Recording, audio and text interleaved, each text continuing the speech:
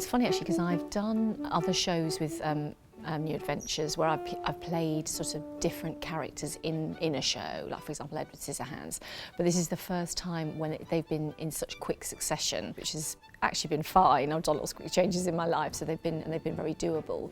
But they're a really nice combination of characters because they're very different. I play the nurse at the beginning of the show, who's sort of like a character who's part of the Institute and quite a cruel, clinical, cold character.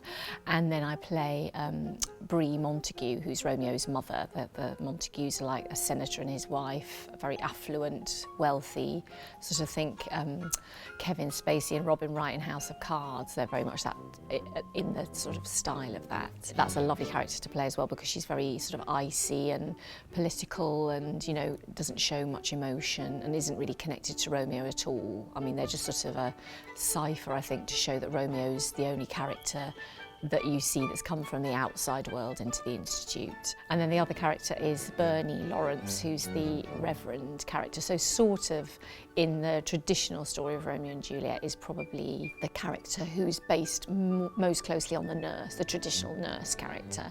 Even though she works in this very horrible institute, she's a kind of ray of sunshine in there and sort of tries to keep everybody happy and, you know, is interested in keeping Romeo and Juliet together. She sort of facilitates them being together.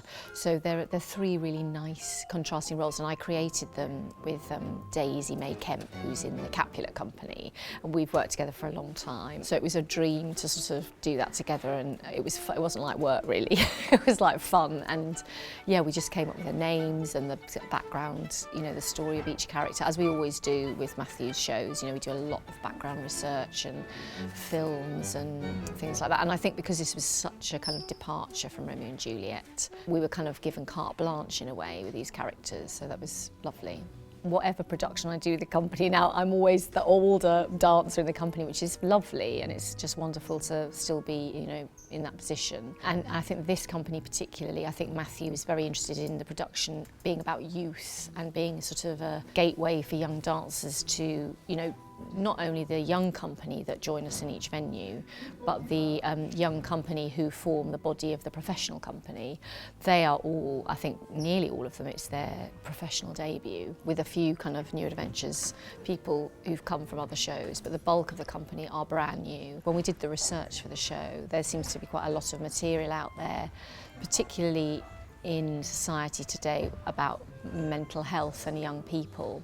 And it was very interesting before we started this contract, us sort of older group of dancers and people who are in positions of responsibility in the company, we actually had these mental health talks and had people come in and talk to us about it, which is very interesting. And it's interesting that on the back of that it ties in with the fact that there's definitely an element of that about institutionalised young people and people being medicated or being, you know, in a situation where they're vulnerable, and it feels very pertinent to what's happening in society today, I think. And there was a very good film that I watched actually with Claire Foy, and it's called Unsane. And it was as soon as I watched it, I thought, God, this is just it's sort of parallels sort of what's going on in this show in a way, and even sort of the whole business of her character in the film. You know, you're not quite sure whether she is insane or whether she's, you know, she's having sort of like hallucinations, or whether she is genuinely being pursued by this man. So I thought that was a very clever thing that Matt kind of tapped into with this show, because it's so not what Romeo and Juliet has ever been about, really. So I think that's very, very interesting, very interesting.